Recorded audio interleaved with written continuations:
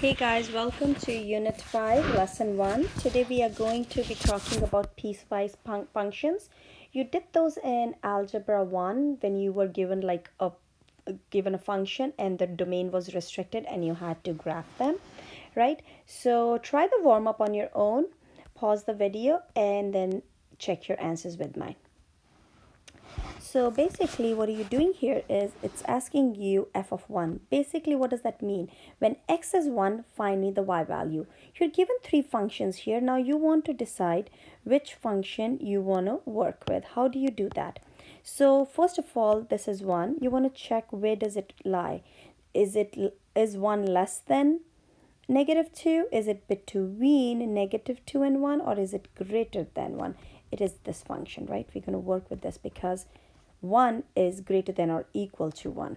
So I'm going to do 4 times 1 plus 5, which is 9. Similarly, let's try b, f of negative 6. So again, first of all, figure out which function you're going to do. Where does negative 6 lie? Negative 6 is less than negative 2. So I'm going to use that function.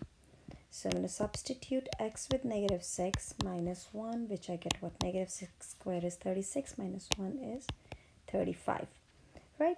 So next one is f of 0. Where would f of 0 lie? Where it does 0 lie? In which function? So let me pick a pencil. So it's going to be actually this one, right? 0 lies between negative 2 and 1. So this would be just 3. That's a horizontal line actually, if you were to graph it. And the last one, f of 7. F of 7 is what?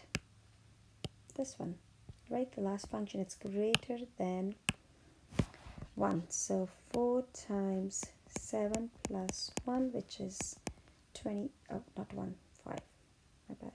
4 times 7 is 28. 28 plus 5 is 33. So this is how you get these values. And moreover, remember, this is if I was to put this function into the calculator, my x is my 1, my y is my 9 value, right?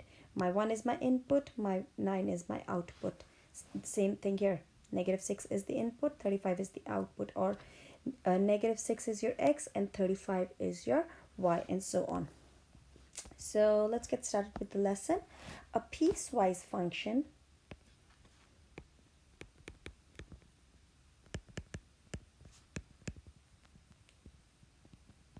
is a function that is defined in pieces by two or more equations over a given domain.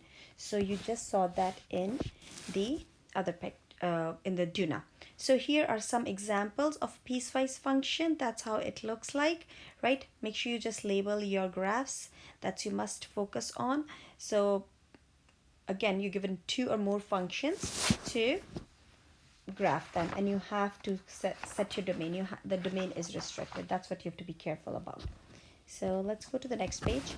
Since piecewise functions are defined in pieces, then you have to graph them in pieces too.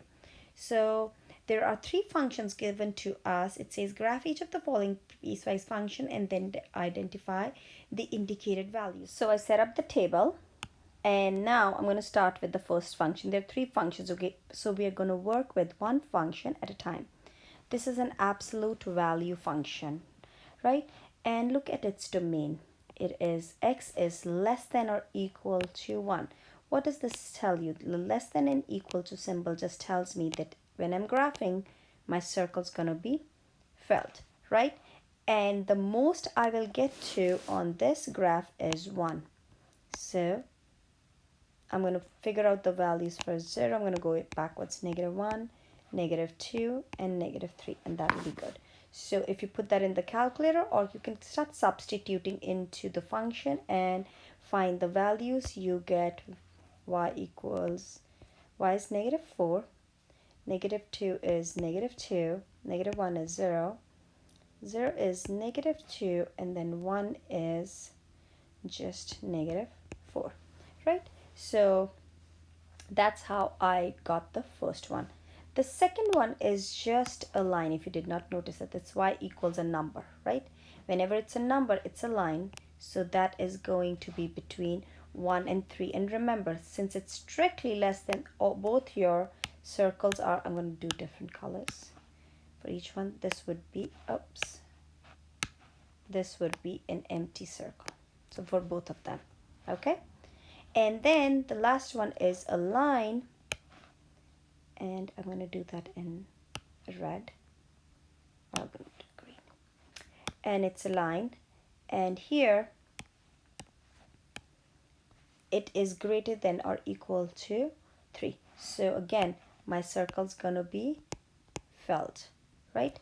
And you will, it's x is greater than or equal to 3. What does that mean? That means that I am going to be starting at 3. And you can either use the calculator or substitute it in the x value. So it's going to be 3, 4, 5, 6. We can try those values, right? And it is what going to be 0. When it's 4, it's -2, -4, and -6, and so on, right? So, or you can just start with, oh, it has a slope of -2, and you can go down and above.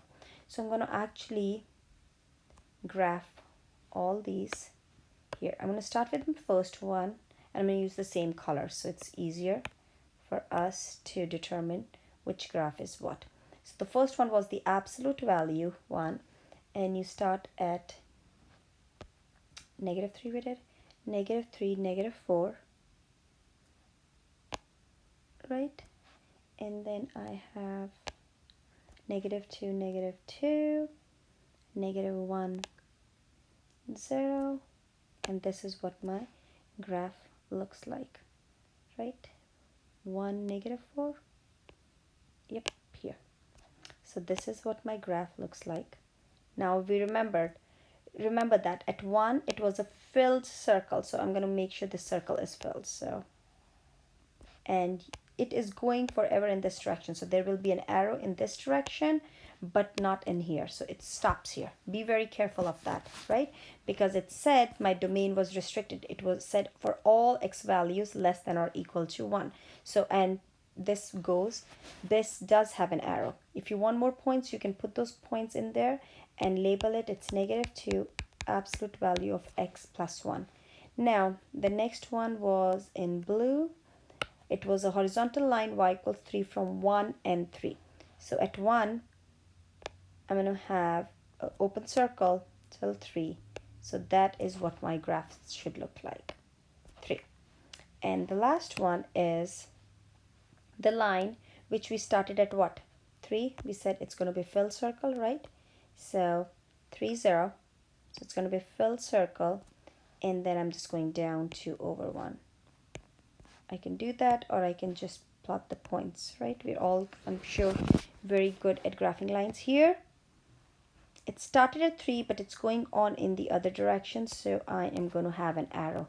This is where many people make mistakes. They forget the arrow, so please be very careful when you're doing the arrows and all. So guys, now we want to do this. We want to find f of 10, f of 2, and f of 0. Again, remember, the 10 means that's your x coordinate, or that's your input value, and you want to find the output.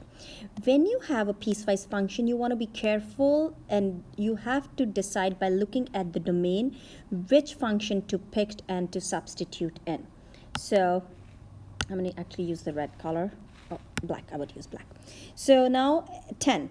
So now look here. Is 10 less than or equal to 1? No. Is it between 1 and 3? No. Is it between greater than 3? Yes. So I'm going to use the third function, which is 6 minus 2x. So I'm going to substitute 10 in there, and I get 6 minus 20, which is -14.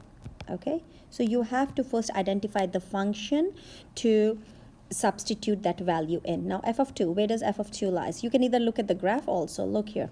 F of 2 is here. So f of 2 is what? 3. You can just literally look at that. That was your line, is 3.